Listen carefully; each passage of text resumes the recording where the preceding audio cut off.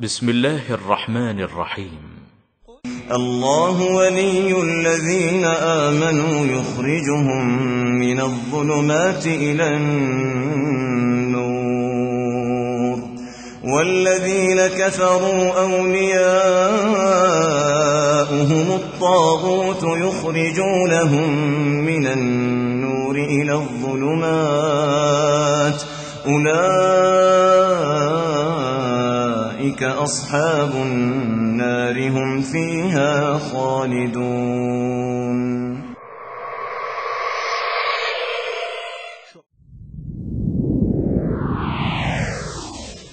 ہمارا پیغمبر یونس علیہ الصلوۃ والسلام ہم سے اجازت مانگے بغیر، ہم سے پوچھے بغیر اپنی بستی سے چل پڑا. وہ یہ سمجھا کہ شاید ہم اس بات پر قادر نہیں.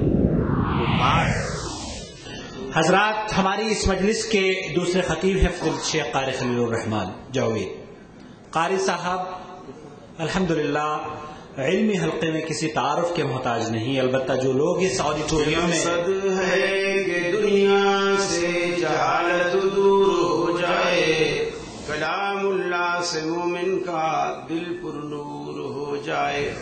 یا الہی جب تک جسم میں صد پہ صدر محبوبہ رہے، میں رہوں یا نہ رہوں پر یہ دعا احمد اور عزت قرآن رہے.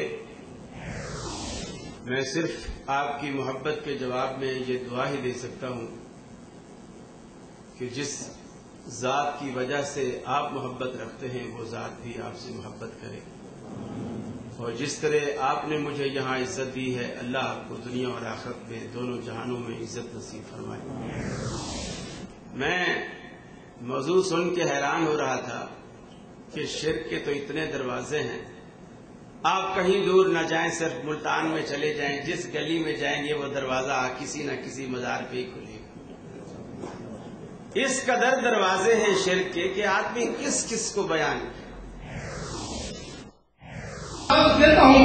فصاحت و بلاغت اردو زبان میں اس موضوع کو آگے لے کر چلنے والے ہمارے رحمان جناب قاری خلیل الرحمان. ان دونوں ہاتھوں کو کس نے بنایا؟ اللہ. اور یہ ایک ہی بندے کے دونوں ہاتھ ہیں، لیکن آپ اس ہاتھ سے سارے اچھے کام کرتے ہیں اور اس ہاتھ سے غلیظ کام سارے اس سے کرتے ہیں. میرا گھر ایسا ہے کہ اللہ تبارک و تعالیٰ کے رسول جب میرے گھر کی دہلیز پہ قدم رکھیں گے، گھر میں رکھی ہوئی چیزوں پر نظر ڈالیں گے، تو کیا اللہ تبارک و تعالیٰ کے رسول خوشی خوشی اگلا قدم اندر رکھیں گے یا رکھا ہوا قدم بھی پیچھے ہٹا لیں گے؟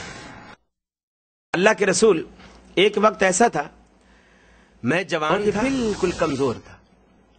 اس وقت مجھے اس کے سہارے کی کوئی ضرورت نہیں، البتہ اس کو قدم قدم پر میرے سہارے کی ضرورت. یہ کمزور تھا، میں طاقتور. میری جیب میں روپیہ پیسہ تھا اور یہ بالکل خالی، حتیٰ کہ یہ ایک قدم چلنے کے لیے بھی میری انگلی کے سہارے کا محتاج. انگلی اس کو پکڑواتا تھا، چل سکتا تھا، ورنہ یہ گر جاتا تھا، میرے سہارے کا محتاج. اس وقت اگر میں اسے پھینک دیتا تو میرے سوا کوئی اس کا ہمدرد خیر خواہ کوئی بھی نہیں. پیار سے، بڑی محبت سے آج کے دن کے لیے میں نے اسے پوسا، اس کی خدمت، میں نے ہر قسم کی مصائب اپنے اوپر لیے اور اس کو ہر دکھ سے میں نے بچایا. اللہ کے رسول آج حوادث سے زمانہ نے معاملہ بالکل الٹ کر دیا. اب میں کمزور ہو گیا ہوں، یہ طاقتور ہو گیا. اب میں بوڑھا ہوں، یہ جوان ہے. میری جیب خالی ہو گئی ہے کہ میں اب کماتا نہیں ہوں، کما نہیں سکتا، کام نہیں کر سکتا، اور یہ جیب اس کی بھری رہتی. اب مجھے اس کے سہارے کی ضرورت ہے، اس کو اب میری کوئی ضرورت نہیں. اسلم کی آنکھوں میں سے بھی آنسو آ گئے.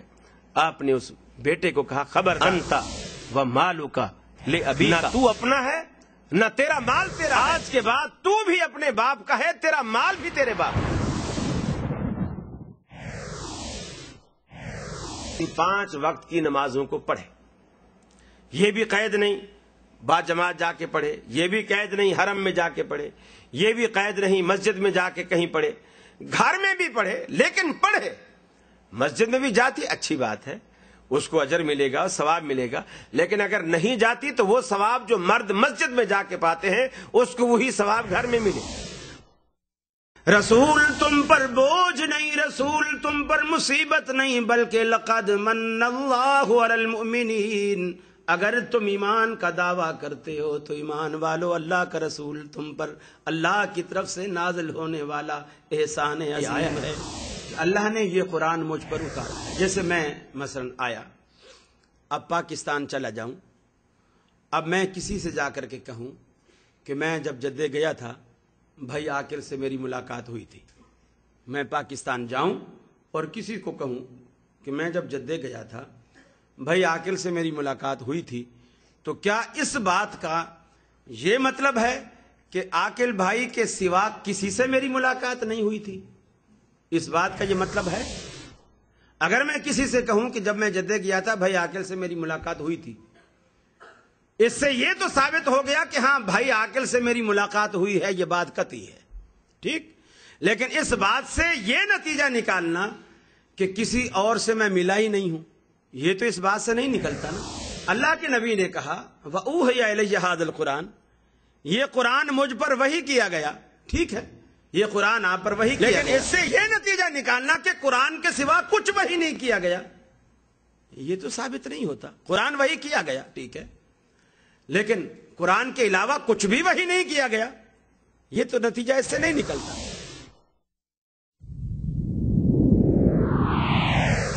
دریا کے کنارے بیٹھے حدیث لکھ رہے تھے، پر میں کوئی کشتی کھڑی تھی، لوگ اس کشتی میں سوار ہو رہے ہیں. ابو داؤد کنارے پر بیٹھے ہیں، ابو داؤد شریف لکھ رہے ہیں اس کشتی میں سواریوں میں سے ایک شخص کو چھینک آئی. اس نے جب چھینک اسے آئی تو اس نے کہا الحمدللہ. امام ابو داؤد رحمۃ اللہ علیہ لکھنے میں مصروف تھے، آواز کان میں آ گئی کہ کسی کو چھینک آئی ہے اور اس نے الحمدللہ بھی کہا ہے، لیکن مصروفیت کی وجہ سے جواب دینا ذہن میں نہیں آیا. لکھتے رہے. جب حدیث پوری ہو گئی اور ادھر سے کشتی بھی نکل چکی تو پھر یاد آیا کہ یار کسی نے چھینک کہی تھی اور اس پر الحمدللہ بھی کہا تھا، تو میں نے اسے جواب ہی نہیں دیا.